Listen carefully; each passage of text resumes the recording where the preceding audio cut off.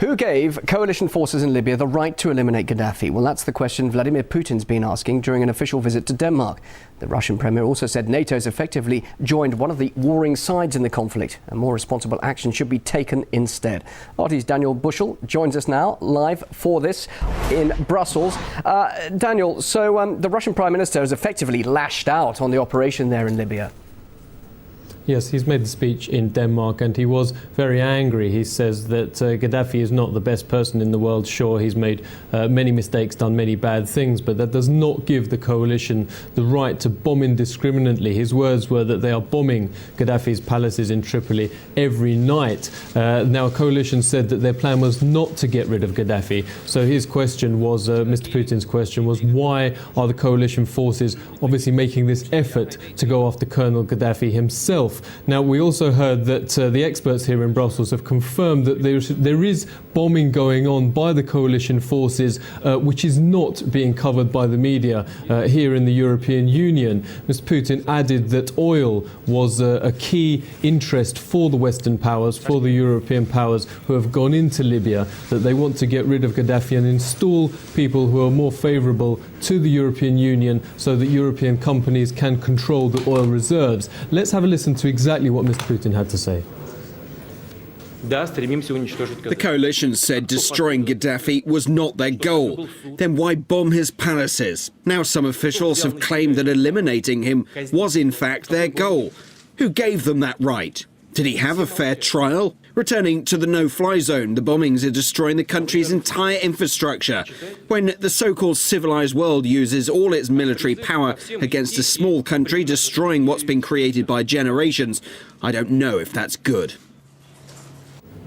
Mr. Putin said that they have to give the Libyan people time to sort out their own problems, and there's really double standards here, he added. There are several other parts of the region in the Middle East and North Africa which is facing pretty much civil war situations, but which the West is either ignoring or not really paying the same amount of attention to. Well, Daniel, there have been reports about an EU plan to send army convoys to assist humanitarian aid there in Libya. Of course, there'll be those who say, well, this is really the start of a military ground operation, something, of course, that allies were adamant wouldn't happen.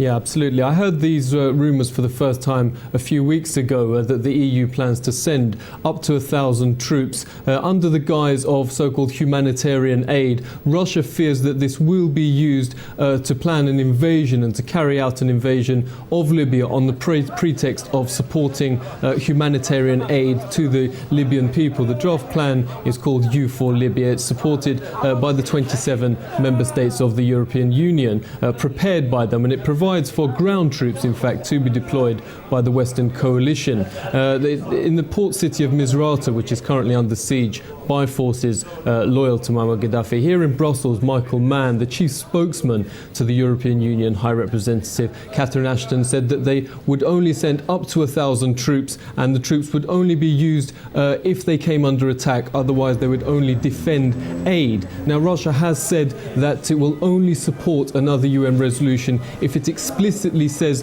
that it will not